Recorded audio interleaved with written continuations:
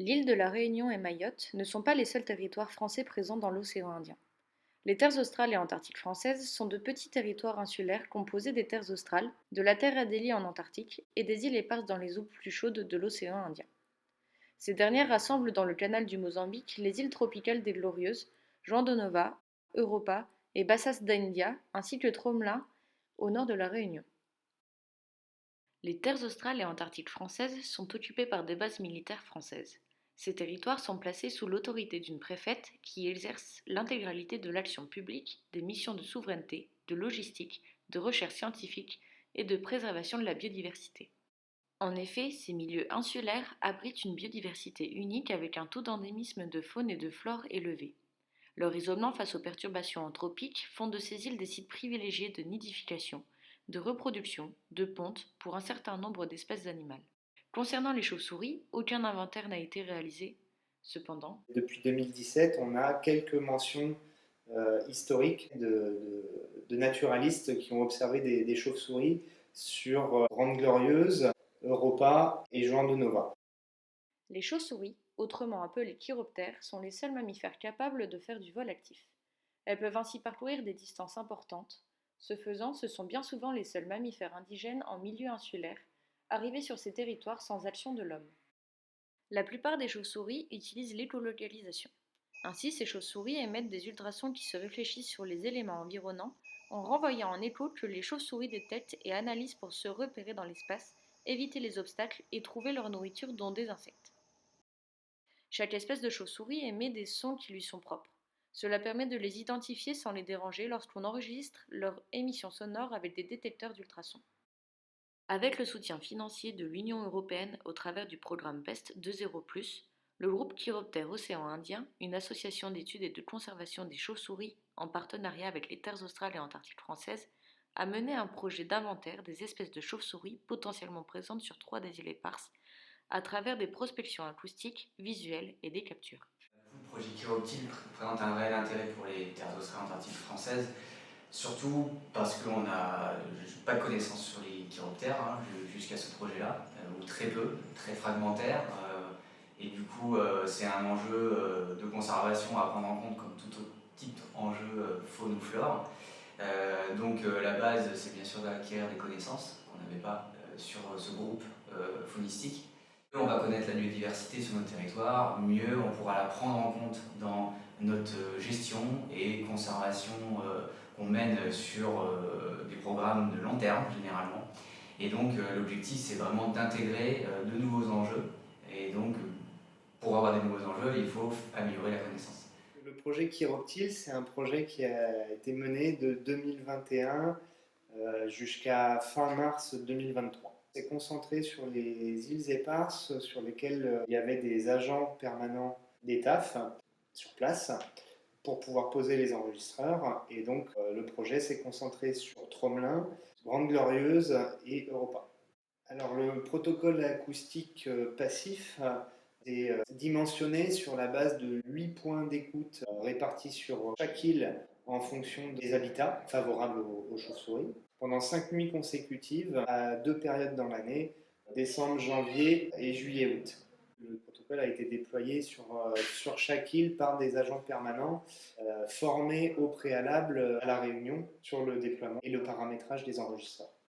Et les données, une fois enregistrées, ont été traitées par un logiciel mis à disposition par le Muséum d'histoire naturelle. Les sons ont été déposés à cette fin sur la plateforme Vigikiro, qui est une plateforme portée par le muséum sur l'étude long terme des chauves-souris en France. Ensuite, on a analysé de manière aléatoire les sons pour essayer de trouver d'autres espèces et d'autres signaux.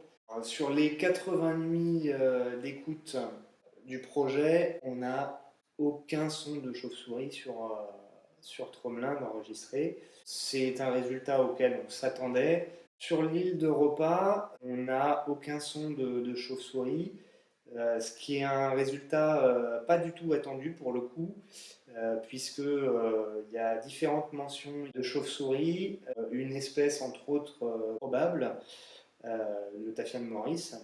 Pour l'archipel des Glorieuses, échantillonné sur Grande Glorieuse uniquement, c'est une île sur laquelle on savait qu'il y avait du tachyon de Maurice. On ne savait pas du tout si c'était une population permanente ou migratrice. Sur les données acoustiques, donc on a validé la présence du tachyon de Maurice sur les deux périodes d'été et d'hiver austral.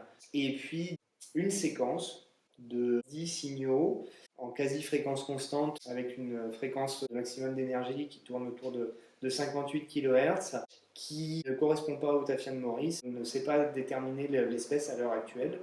Ça peut être probablement une espèce venant de Madagascar. Ça pourrait être un individu erratique d'une autre espèce. Ça reste à approfondir.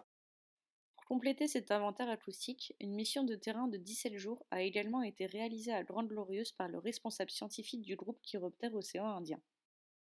L'objectif de la mission capture, c'était vraiment de récolter du matériel génétique pour l'étude de la biogéographie du tachyon de Maurice. Ça suppose être plus complexe que l'aire de répartition connue à l'heure actuelle. Sur ces captures, j'ai capturé 9 individus. Sur ces 9 individus, il y a 2 individus où ça a été de la recapture. Donc j'ai 7 individus différents qui ont été élevés au niveau génétique, des biopsies sur l'aile. Et du coup, sur ces 7 individus, il y a 4 femelles et 3 mâles. Et sur ces 4 femelles, il y avait une jeune femelle volante de l'année.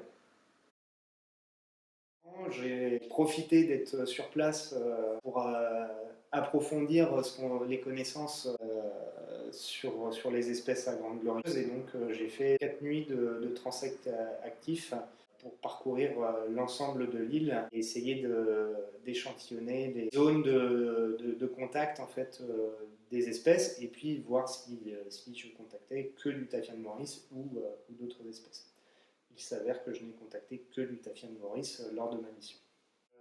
De la même manière, étant sur place, j'en ai profité pour essayer de déterminer les zones de gîte du tachyon de Maurice. Ce que je ressors en fait, c'est que sur la zone vie, il y a 209 cocotiers et que sur ces 209 cocotiers, j'ai compté en simultané 9 individus plus un jeune dont je me suis aperçu de sa présence a posteriori en regardant les photos. On a une population permanente et reproductrice sur Grande Glorieuse. À la suite de ce premier inventaire réalisé sur le cortège de chauves-souris présents dans 3 des îles éparses, de nombreuses questions et perspectives ont émergé. Des préconisations de gestion prenant en compte la présence avérée ou supposée de chiroptères sur les îles d'Europa et de l'archipel des Glorieuses ont notamment été soumises au TAF. Il est également envisagé de déployer à nouveau le protocole d'écoute passif sur ces 2 îles et Juan de Nova dans les années à venir. Le GCOI et les TAF souhaitent poursuivre leur partenariat pour faire de nouvelles découvertes sur les trésors nocturnes de ces petits territoires remarquables.